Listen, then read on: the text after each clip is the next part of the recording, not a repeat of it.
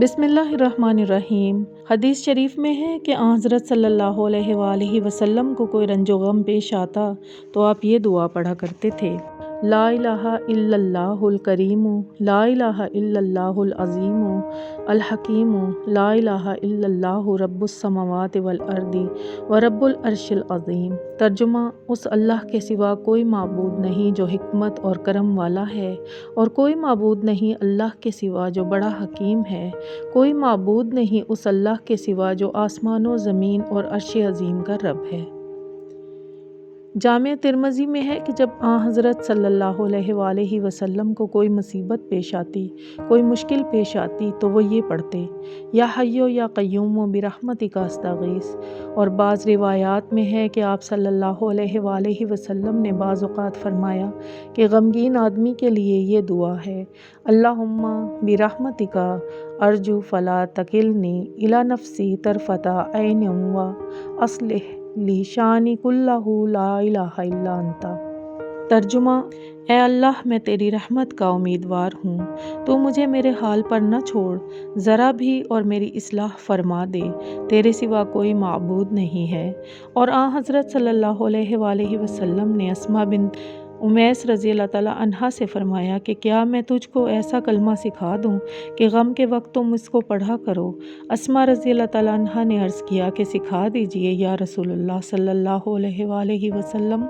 فرمایا کہ یہ دعا 7 مرتبہ پڑھا کرو: اللہ ربی لا اشرک بہ شیئا۔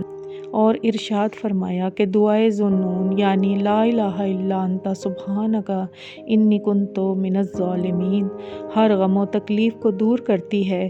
اور ارشاد فرمایا کہ جو شخص استغفار کو پابندی سے پڑھے تو حق تعالیٰ اس کو ہر غم سے نجات عطا فرماتا ہے۔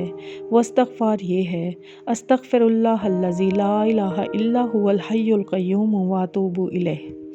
ترجمہ: میں مغفرت چاہتا ہوں اس اللہ سے جس کے سوا کوئی معبود نہیں، جو زندہ ہے اور قیوم ہے، اس کی طرف متوجہ ہوتا ہوں۔ اور ارشاد فرمایا کہ جس شخص کو غم اور تکلیف بہت گھیرے رہتا ہو تو اس کو یہ جنت کے خزانوں میں سے ایک خزانہ ہے۔ مصطفیٰ جان رحمت پہ لاکھوں سلام، لاکھوں سلام، لاکھوں سلام۔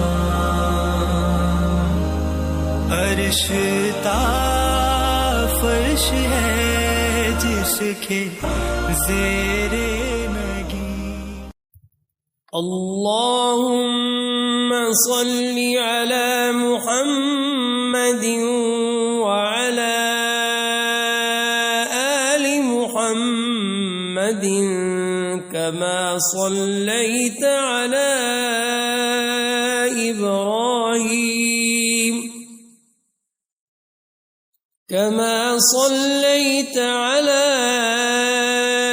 إبراهيم وعلى آل إبراهيم إنك حميد مجيد۔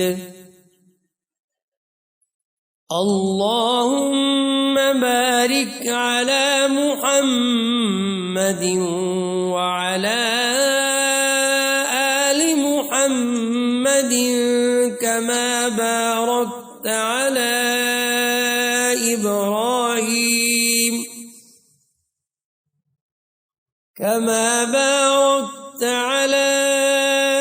إبراهيم وعلى